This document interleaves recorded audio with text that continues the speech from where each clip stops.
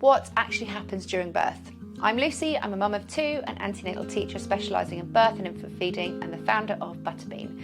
If you're curious about this kind of thing, be sure to hit the like button and subscribe to the Butterbean channel for guidance and support on pregnancy, birth and beyond.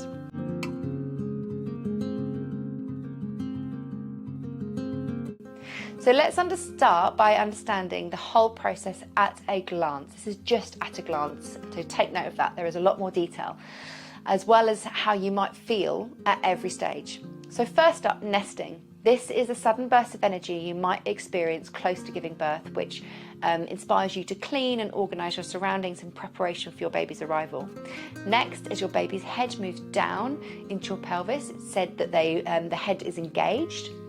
You'll then experience irregular tightening or twingy contractions in what's known as the latent phase of labour. This can occur many hours or even days before the main event. You might experience diarrhoea and sometimes vomiting as your body clears out waste so it can focus all its energy on birthing your baby instead of digesting food.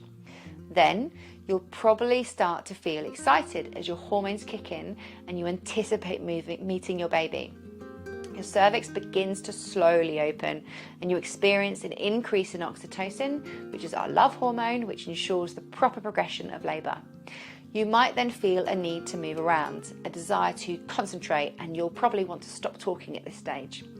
Next, your waters might break if they haven't already, and your contractions might become more intense before slowing down altogether as we enter a phase called transition.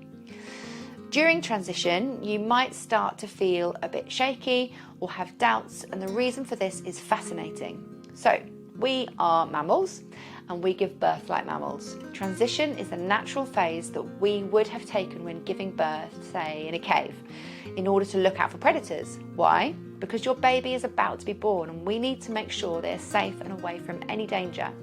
This evolutionary phenomenon provides us with a short shot of adrenaline to make us very alert, and this is probably the only time it's ever useful to have adrenaline in labour.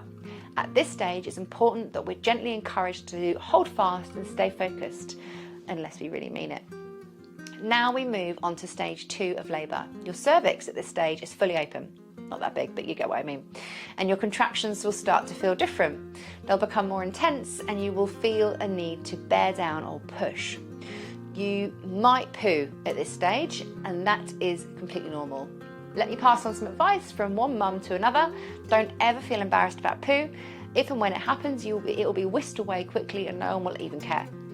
Next, your perineal muscles will fan open and there will be a huge shot of oxytocin as your baby's head pushes against your pelvic floor, and you will feel your baby's head crowning. And with one last final push, your baby is out and you can meet them. When your baby is born out in the world, you will get a chance to hold them. You can now initiate skin-to-skin contact to facilitate breastfeeding and enhance bonding. Your baby may make their own way to your chest in a process known as breast crawl and begin nuzzling at your breast. They will hopefully eventually latch on and start suckling, but patience is key here. Next, time for the afterbirth. Your placenta releases and the umbilical cord can be cut. It's time to enjoy your baby and pop the champagne if that's what you want.